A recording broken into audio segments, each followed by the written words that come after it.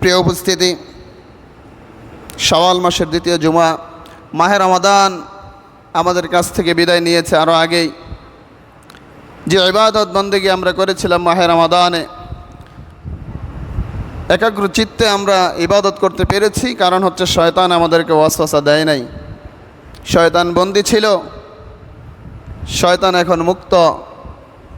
আমাদের আমলগুলোকে কিভাবে নষ্ট করা যায়, নেক কাজে কিভাবে আমাদেরকে বাধা দেওয়া যায়, আমরা যাতে কন্টিনিউ আমাদের সেই আমল আমরা করতে না পারি। রমাদান যে আমাদেরকে সিয়ামের শিক্ষা, কিয়ামের শিক্ষা দিয়েছে, তাকওয়ার শিক্ষা দিয়েছে, ধৈর্যের শিক্ষা দিয়েছে, সকল আমল থেকে যাতে আমাদেরকে বঞ্চিত রাখা যায়, সেই নেক কাজে প্রতিবন্ধকতা সৃষ্টি করবে প্রতিটা কদমে কদমে শয়তান। আজকে আমাদের আলোচনার বিষয় হচ্ছে নেক কাজে প্রতিবন্ধকতা। শয়তান কিভাবে আমাদেরকে আমাদের আমলগুলো থেকে কিভাবে আমাদেরকে বিরত রাখে এবং নেক কাজে কীভাবে বাধা সৃষ্টি করে, কোন কোন কাজে বাধা সৃষ্টি করে, সেই সম্পর্কে আমাদের আলোকপাত। ওমা তৌফিক ইল্লা বিল্লাহ। প্রিয় উপস্থিতি, সর্বপ্রথম যে বিষয়টা আমাদের অনুধাবন করতে হবে, শয়তান সর্বপ্রথম আমাদেরকে যে বাধা দেয় তার মধ্যে এক নম্বরেই হলো আমাদের অন্তর থেকে আল্লাহর ভয় উঠিয়ে নেয়। তাকওয়া, রমাদান আমাদেরকে তাকওয়া শিক্ষা দিয়েছে, আল্লাহর ভয় শিক্ষা দিয়েছে। আল্লাহর ভয়ে আমরা পাপাচারিতা থেকে বিরত থেকেছি, পাপ কাজ থেকে বিরত থেকেছি। সবার প্রথমে রমাদানের এই শিক্ষাটাকে কিভাবে আমাদের থেকে ছুটানো যায়, শয়তান সেই চিন্তা করবে এবং ওয়াসওয়াসা দিবে কিভাবে আপনার অন্তর থেকে আল্লাহর ভয় উঠিয়ে নেওয়া যায়। তাহলে অন্তরে খোদাভীতি না থাকা, পরেজগারিতে না থাকা, এটা হচ্ছে শয়তানের কাজ, যে শয়তান ওয়াসওয়াসা দিবে আমাদেরকে। এই তাকওয়ার আলোচনা অনেক করেছি। একজন মানুষের যে কোনো ইবাদতের সর্বপ্রথম মূল ভিত্তি হচ্ছে তাকওয়া।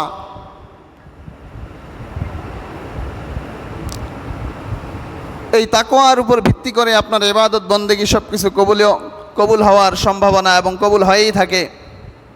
অন্তরে যদি আপনার ভয় থাকে তবেই আপনার ইবাদত কবুল হয়, কারণ ইবাদত আপনি আল্লাহর সন্তুষ্টির জন্য করেন। আল্লাহ রাব্বুল আলামিন ইজ্জতুল জালাল সূরা আহজাবের ৭১ নং আয়াত আল্লাহ তাআলা ঘোষণা করলেন, ইয়া আইয়ুহাল্লাযীনা আমানুত্তাকুল্লাহ, হে ঈমানদারেরা ও হে বিশ্বাসীরা, তোমরা আল্লাহকে ভয় করো। ওয়াকুলু কওলান সাদীদা, এবং তোমরা সঠিক কথা বলো, সত্য কথা বলো। যে কোনো বিচার কার্যে, যে কোনো স্থানে, সর্ব অবস্থায় তোমরা সত্য কথা বলো। যদি আল্লাহকে ভয় করার পর যদি সব সময় সত্যের উপর থাকো, তবে আল্লাহ তাআলার পুরস্কার হচ্ছে ইউসলিহ লাকুম আমালাকুম ওয়া ইয়াগফির লাকুম যুনুবাকুম, তিনি তোমাদের আমলগুলোকে সংশোধন করে দিবেন এবং তোমাদের পাপগুলোকে ক্ষমা করে দিবেন। দুইটা সুসংবাদ আল্লাহ তাআলা দিলেন। আমাদের আমলের যত ভুল রয়েছে সকল ভুলগুলো তিনি সংশোধন করে দিবেন এবং আমাদের যত পাপ রয়েছে সকল পাপগুলো ক্ষমা করে দিবেন। ওমান ইউতিউল্লাহ ওয়া রাসূলাহু ফাকাদ ফাযা ফাওজান আযীমা, এর সাথে সাথে যদি আমরা আল্লাহ এবং তার রাসূলের পূর্ণ আনুগত্য করি, তবে আমাদের মর্যাদা, আমাদের সফলতা আল্লাহ তাআলা চূড়ান্ত পর্যায়ে পৌঁছে দিবেন, মানে হচ্ছে জান্নাতে আমাদেরকে পৌঁছে দিবেন। সুবহানাল্লাহ। তাহলে আল্লাহর ভয় সর্বপ্রথম অন্তরে রাখতে হবে। সূরা ইমরানের ১০২ নং আয়াত আল্লাহ তাআলা ঘোষণা করলেন, ইয়া আইয়ুহাল্লাযীনা আমানুত্তাকুল্লাহ হাক্কা তুকাতিহি ওয়া লা তামুতুন্না ইল্লা ওয়া আনতুম মুসলিমুন, যে ঈমানদারেরা আল্লাহ তাআলাকে ভয় করো, ভয় করার মতো ভয় করো, যেই ভয়ের পর তুমি আর কোনো পাপ কাজ করবে না, শয়তানের ওয়াসওয়াসায় তুমি পড়বে না, কারণ তোমার অন্তরের মধ্যে রয়েছে ওয়া আম্মা মান খাফা মাকাম রাব্বিহি ওয়া নাহান নাফসা আনিল হাওয়া ফাইনাল জান্নাতা হিয়াল মাওয়া, রবের সামনে দাঁড়ানোর ভয় তোমার অন্তরের মধ্যে রয়েছে। সেই ভয় এমন ভয় তুমি অর্জন করো। আর পরিপূর্ণ মুসলিম না হয়ে কবরে এসো না। মুসলিম আল ইসতিলাম শব্দ থেকে মুসলিম শব্দের উৎপত্তি, যার অর্থ হচ্ছে আত্মসমর্পণ করা। আপনার ব্যক্তিগত জীবনে, পারিবারিক জীবনে, সামাজিক জীবনে, রাষ্ট্রীয় জীবনে, সকল জীবনে আপনি সর্ব অবস্থায় আত্মসমর্পণ করবেন, সারেন্ডার করবেন আল্লাহ তাআলার কাছে। আত্মসমর্পণ আপনাকে করতে হবে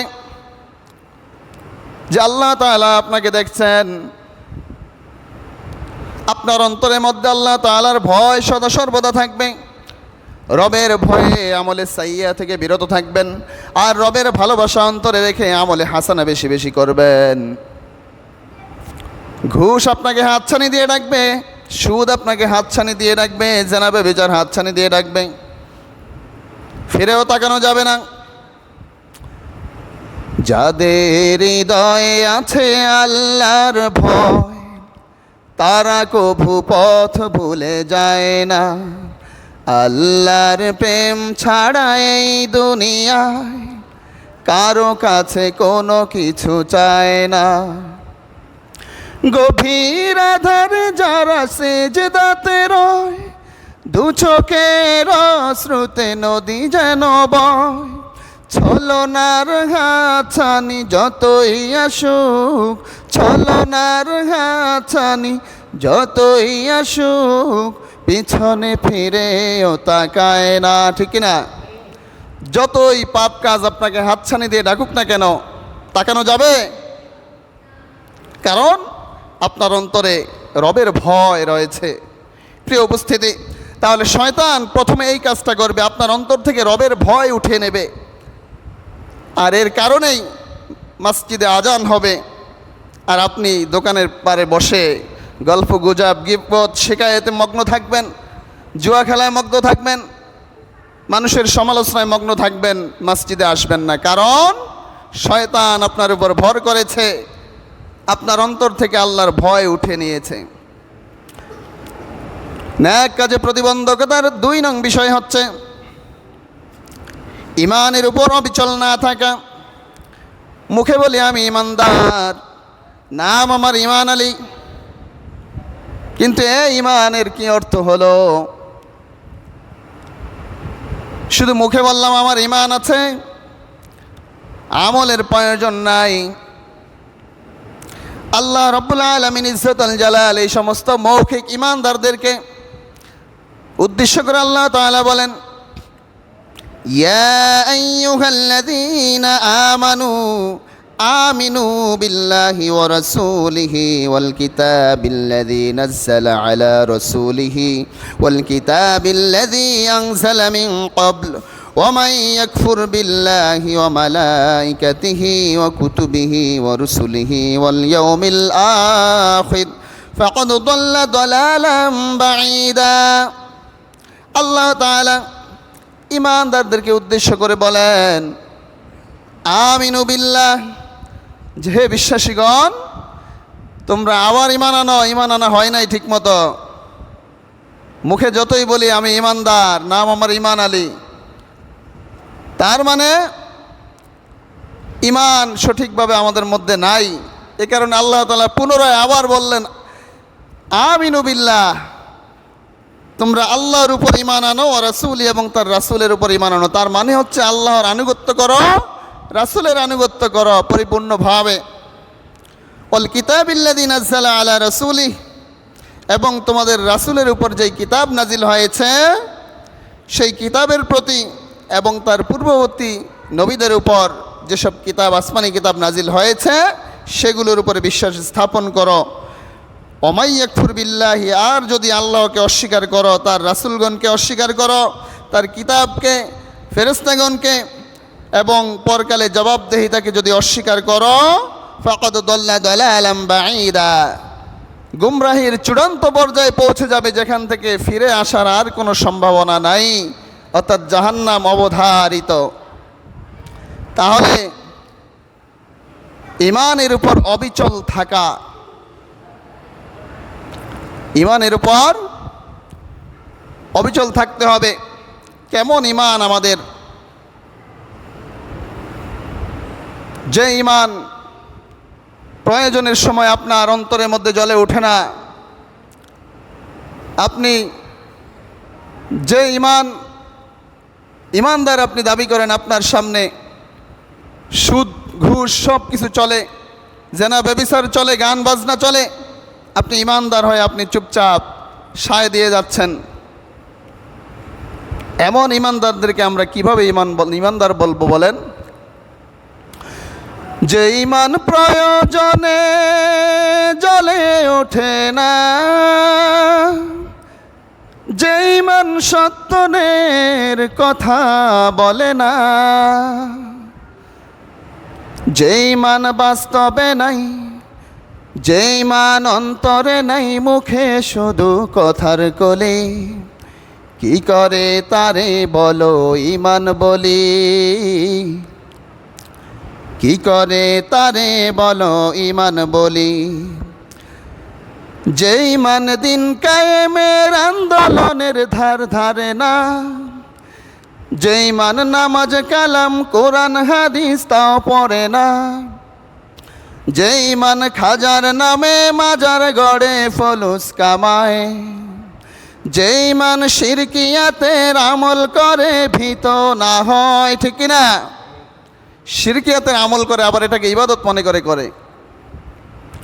যে ইমান অন্তরে নাই, যে ইমান বাস্তবে নাই, মুখে ফুটায় কথার কলি, কি করে তারে বলো ইমান বলি, কি করে তারে বলো ইমান বলি।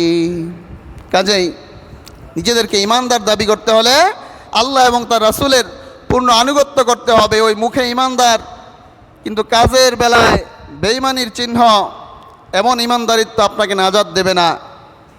প্রিয় উপস্থিতি, এ কারণে ইমানের সাথে সাথে আমল নিয়ে আমাদের কবরে যেতে হবে। আর শয়তান আপনাকে এই ওয়াসওয়াসাটা দিবে কিভাবে আপনাকে মৌখিক ইমানদার বানানো যায়, কাজের ইমানদার না বানানো যায়, অর্থাৎ আমল থেকে আপনাকে বিরত রাখবে, শুধু মুখে মুখে আপনি ইমানদার।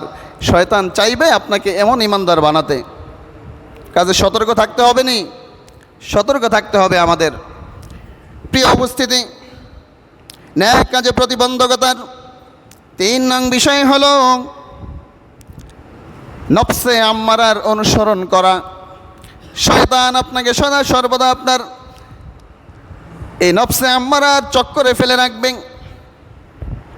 মিন শাররিল ওয়াসওয়াসিল খান্নাস, এমন কুমন্ত্রণা আপনার নফসের মধ্যে দেবে, যেই কুমন্ত্রণার মাধ্যমে আপনাকে কেউ দেখবে না, কিন্তু আপনি পাপ কাজ করবেন, আপনি মনে করবেন যে আপনাকে কেউ দেখে না, যে এখন কেউ নাই, এই পাপ কাজটা একবারই করব, আর করব না, দ্বিতীয়বার করব না, তওবা করে ভালো হয়ে যাব। এমনভাবে আপনাকে ওয়াসওয়াসা দিবে এই নফসে আম্মারা, যে পাপ কাজ করে অনুতপ্ত হয় না, পাপ কাজকে ইবাদত মনে করে।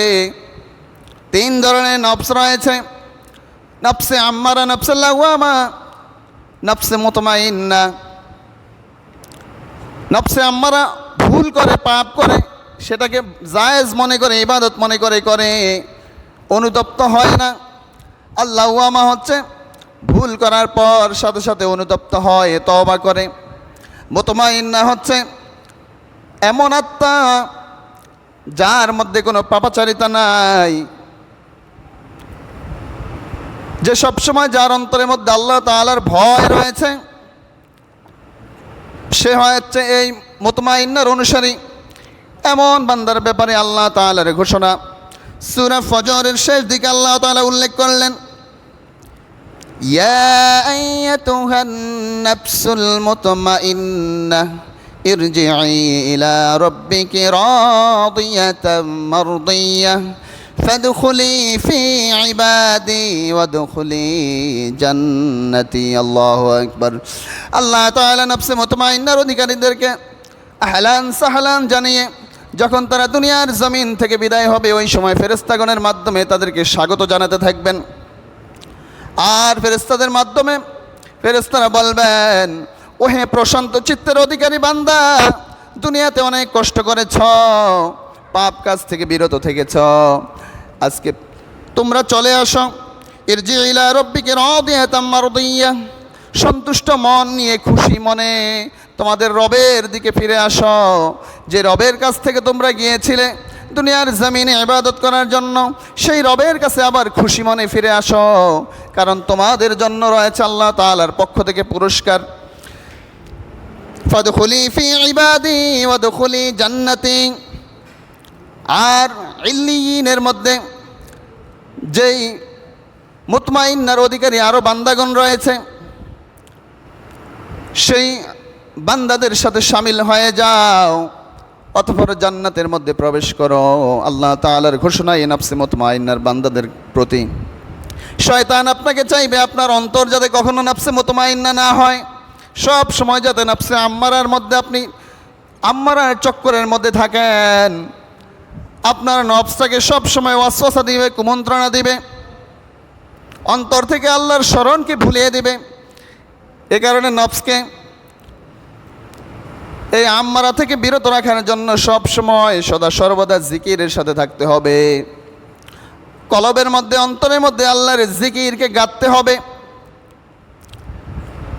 তাহলে নেক কাজে প্রতিবন্ধকতার এই 3 নং কারণ, যে নফসে মুতমাইন্নার অনুসরণ না করে নফসে আম্মারার অনুসরণ করা। শয়তান আপনাকে চাইবে আপনাকে এই নফসে আম্মারার গোলচক্করে ফেলে দিতে। প্রিয় উপস্থিতি, এরপর নেক কাজে প্রতিবন্ধকতার 4 নং বিষয়, 4 নং বাধা হচ্ছে আপনাকে অধৈর্য করে ফেলা। শয়তান আপনাকে চাইবে আপনি যাতে ধৈর্যহারা হয়ে যান, ধৈর্যশীল না হন, সবর আপনার মধ্যে যাতে না থাকে, অল্পতেই আপনি কাতর হয়ে যান, আবার যখন আরাম আয়েশে থাকেন রবকে ভুলে যান। আল্লাহ রাব্বুল আলামিন সময়ের কসম খেয়ে সূরা আসরের মধ্যে বলেছেন, ওয়াল আসর ইন্নাল ইনসানা লাফি খুসর ইল্লাল্লাযীনা আমানু ওয়া আমিলুস সালিহাতি ওয়া তাওয়াসাউ বিল হাক্কি ওয়া তাওয়াসাউ বিস সবর। আল্লাহ তাআলা সময়ের কসম খেলেন। কসম শুধুমাত্র আল্লাহ তাআলা ওই সমস্ত বিষয় যেগুলোর মধ্যে গুরুত্ব রয়েছে বেশি, সেসব বিষয়ে আল্লাহ তাআলা কসম খেয়ে থাকেন। আল্লাহ তাআলা বললেন, সমস্ত দুনিয়ার মানুষ ক্ষতির মধ্যে নিমজ্জিত, ক্ষতিগ্রস্ত রয়েছে, শুধুমাত্র ইল্লা ব্যতীত, ইল্লাল্লাযীনা আমানু ওয়া আমিলুস সালিহাতি ওয়া তাওয়াসাউ বিল হাক্কি ওয়া তাওয়াসাউ বিস সবর। ইমানদারগণ ব্যতীত, আমলে সালেহ যারা করেন, এক বান্দা ব্যতীত, সত্যের পথে যারা অবিচল থাকে, নিজে সত্যের পথে চলে, মানুষকে সত্যের পথে আহ্বান করে, এবং যারা বিপদে আপদে সর্ব অবস্থায় ধৈর্যের সাথে থাকে, এই 4 শ্রেণীর বান্দা ব্যতীত দুনিয়ার সমস্ত মানুষ ক্ষতির মধ্যে রয়েছে, আর এই ক্ষতি তাদেরকে জাহান্নামের মধ্যে পৌঁছে দেবে। আল্লাহ রাব্বুল আলামিন সূরা বাকারার মধ্যে ঘোষণা দিয়েছেন, ওয়ালানাবলুওয়ান্নাকুম বিশাইইম মিনাল খাউফি ওয়াল জুউ ওয়া নাকসিম মিনাল আমওয়ালি ওয়াল আনফুসি ওয়াস সামারাত ওয়া বাশশিরিস সাবিরিন। যে আমি আমার বান্দাদেরকে পরীক্ষা করব মিনাল খাউফি, ভয় দ্বারা, ওয়াল জুউ, ক্ষুধা দ্বারা, দারিদ্র দ্বারা, ওয়ানাকসিম মিনাল আমওয়াল, সম্পদের কমতি দ্বারা, সম্পদের ব্যবসা বাণিজ্যের নোকসান দ্বারা, ওয়াল আনফুসি ওয়াস সামারাত, ওয়াল আনফুস, জীবন দ্বারা, ওয়াস সামারাত, ফসল ফলাদির ক্ষতির মাধ্যমে, অবশ্যিরিস সাবিরিন, এমত অবস্থায় যারা ধৈর্য ধারণ করবে। আল্লাহ তাআলা বলেন, হে রাসূল, আপনি তাদেরকে সুসংবাদ দিয়ে দেন, জান্নাতের সুসংবাদ। সুবহানাল্লাহ। কাজে আল্লাহ তাআলা পরীক্ষা করবেন, এই পরীক্ষায় ধৈর্য ধারণ করা মুমিনের, মুত্তাকি বান্দার বৈশিষ্ট্য। শয়তান চাইবে আপনাকে ধৈর্য হারা করে ফেলতে, অল্পতেই যাতে আপনি বিমর্ষ হয়ে যান। কাজেই বিপদে আপদে সর্ব অবস্থায় ধৈর্যের পরিচয় দিতে হবে। প্রিয় উপস্থিতি, ন্যাক কাজে প্রতিবন্ধকতার 5 নং বিষয় হচ্ছে হুব্বুদ দুনিয়া সম্পদের মোহ, দুনিয়ার প্রতি মোহ। আল্লাহ রাব্বুল আলামিন কালামে হাকিমে সূরা তাকাসুরের মধ্যে ঘোষণা করলেন, আলহাকুমুত তাকাসুরু হাত্তা যুরতুমুল মাকাবির। দুনিয়ার প্রাচুর্যতা, দুনিয়ার মোহ তোমাদেরকে আচ্ছন্ন করে রেখেছে যতক্ষণ না পর্যন্ত তোমরা কবর পর্যন্ত পৌঁছে যাও। মৃত্যুর ডাক যতক্ষণ পর্যন্ত চলে আসে ততক্ষণ পর্যন্ত তোমরা দুনিয়ার মোহে পড়ে আছো, অন্ধ হয়ে আছো। কাল্লা সাউফা তা'লামুন, তোমরা অচিরেই জানতে পারবে। সুম্মা কাল্লা সাউফা তা'লামুন, আবারও বলি তোমরা অচিরেই জানতে পারবে। কাল্লা লাউ তা'লামুনা ইলমাল ইয়াকিন, যখন জানবে দৃঢ় চিত্তে তখন সেটা তোমরা বিশ্বাস করবে। লা তারাউন্নাল জাহিম, তোমরা নিজ চোখে স্বচক্ষে তোমরা জাহিম দেখবে। 7টি জাহান্নামের মধ্যে একটার নাম হচ্ছে জাহিম। জাহান্নাম, জাহিম, হাবিয়া, হুতামা, সাইর, সাকার, লাজা, এই 7টি জাহান্নামের মধ্যে অন্যতম একটি হচ্ছে জাহিম। আল্লাহ বলেন তোমরা নিজ চোখে জাহিম দেখবে, আগুনের কূপ দেখবে। লা তারাউন্নাল জাহিম সুম্মা লা তারাউন্নাহা আইনাল ইয়াকিন, সেদিন তোমরা বিশ্বাস করবে স্বচক্ষে দেখার পর। সুম্মা লা তুসআলুন্না ইয়াওমাইযিন আনিন নাঈম, সেদিন আমার প্রত্যেকটা নিয়ামতের কড়ায় গণ্ডায় হিসাব আমি সেদিন নিয়ে নেব।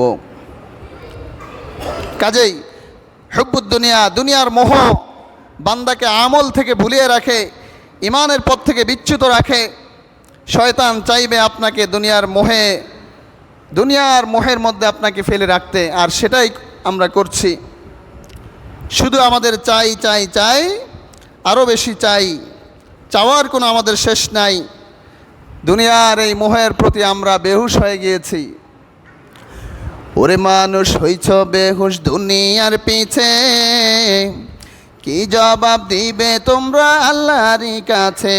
হায়, কি জবাব দিবে তোমরা আল্লাহরই কাছে? রাত দিনে দৌড়া দৌড়ি, বিশ্রামেরও সুযোগ নাই।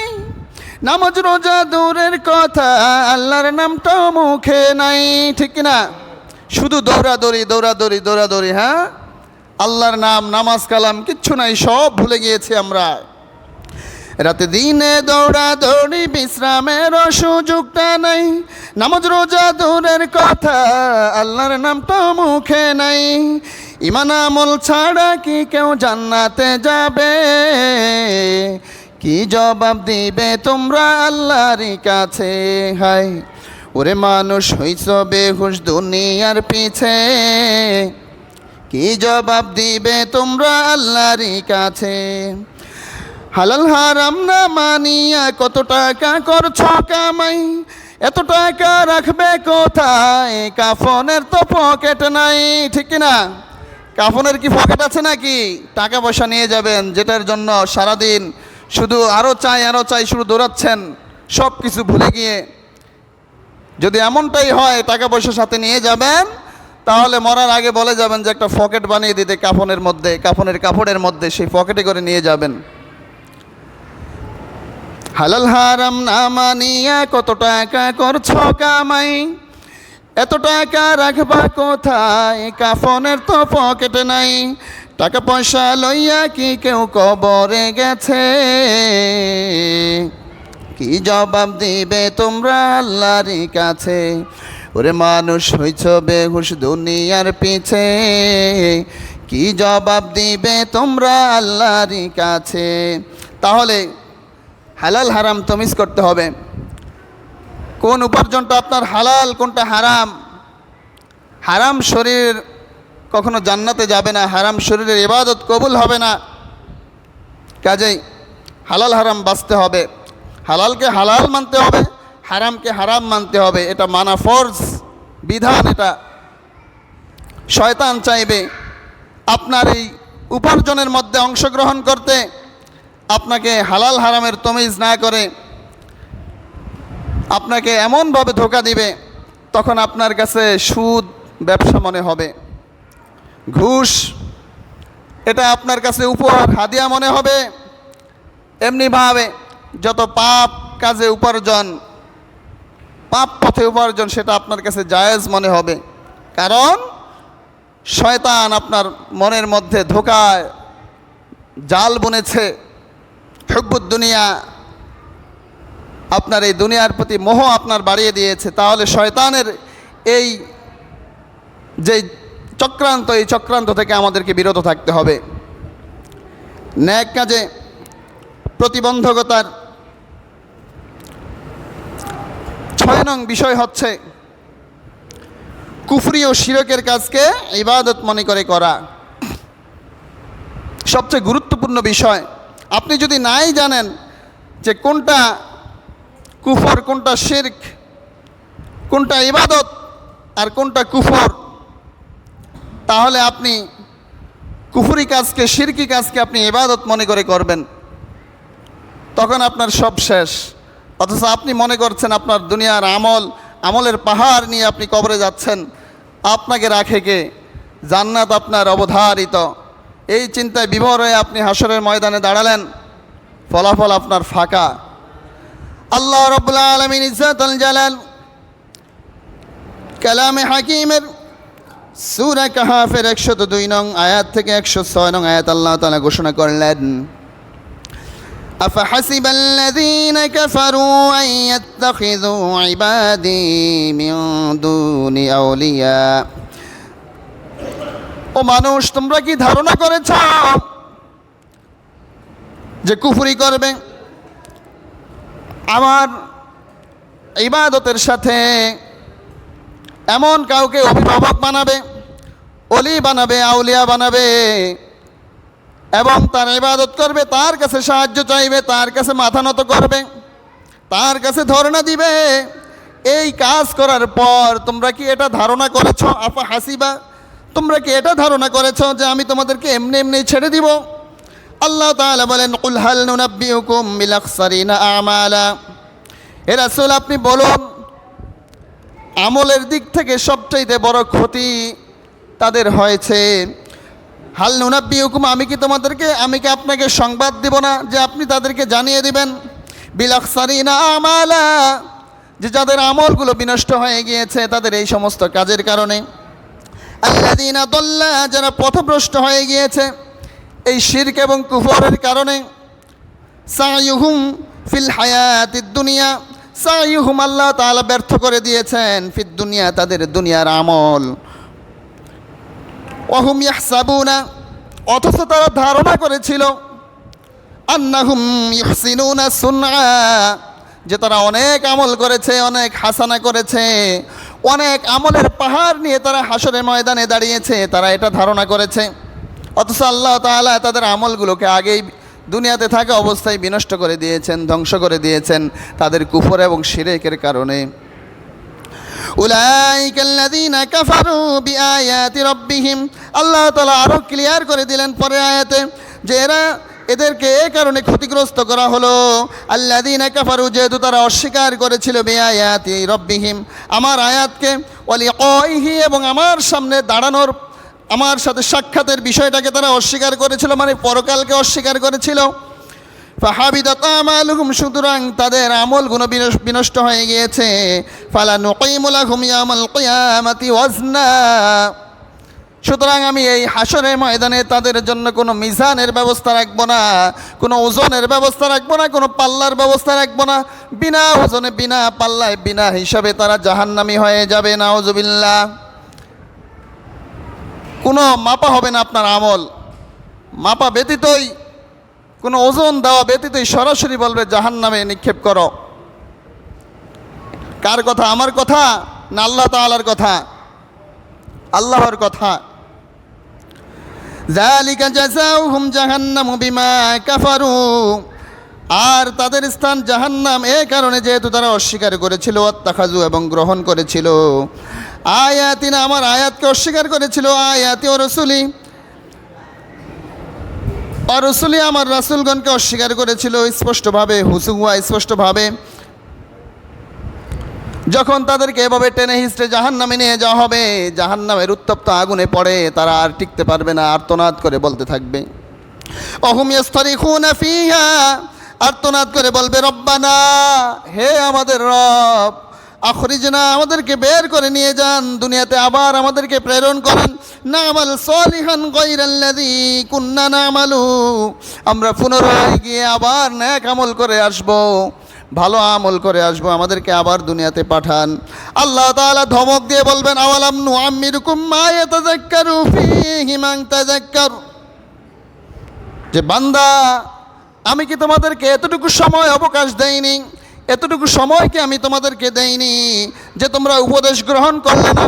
অনেকেই তো উপদেশ গ্রহণ করেছে, তোমাদের নিকট সতর্ককারী গিয়েছিল।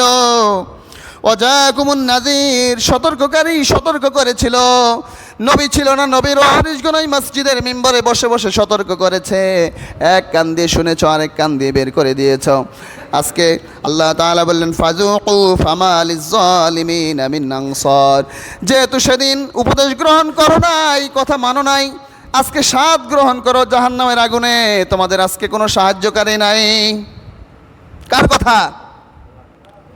আল্লাহর কথা। এই যে আজান হয় মসজিদে, 2জন 3জন নামাজ পড়ে, বড় দুঃখ লাগে, বড় দুঃখ লাগে। মরার ভয় অন্তরের মধ্যে একটুও নাই যে মরতে হবে। কাজেই শয়তান কিন্তু অলরেডি ভর করে ফেলেছে আপনাদের উপর, রমাদানের আমলগুলোকে অলরেডি বিনষ্ট করে ফেলছে। কাজেই এই শয়তানের পথ ছেড়ে দিয়ে, শয়তান যেহেতু আমাদের প্রকাশ্য শত্রু, শয়তানকে শত্রু হিসেবে গ্রহণ করতে হবে। এই শয়তানকে বন্ধু হিসেবে গ্রহণ করা যাবে না, আমাদেরকে ফিরে আসতে হবে আল্লাহ তাআলার দিকে। 6টা নেক কাজে প্রতিবন্ধকতার কারণ বললাম। আল্লাহ তাআলা আমাদেরকে এই প্রতিবন্ধকতাগুলো উতরে গিয়ে আল্লাহ তাআলার গোলামিত্ব সঠিকভাবে যাতে আমরা করতে পারি এবং আমাদেরকে আল্লাহ তাআলা শয়তানের ওয়াসওয়াসা থেকে যাতে হেফাজত করে, আমরা সেই দোয়া করি এবং আমরা নিজেরাও চেষ্টা করব সদা সর্বদা শয়তানের ওয়াসওয়াসা থেকে, কুমন্ত্রণা থেকে, নফসে আম্মারার কুমন্ত্রণা থেকে, এই পাপ কাজগুলো থেকে বিরত থেকে আল্লাহ তাআলার এই গোলামিত্বের মধ্যে শামিল হতে এবং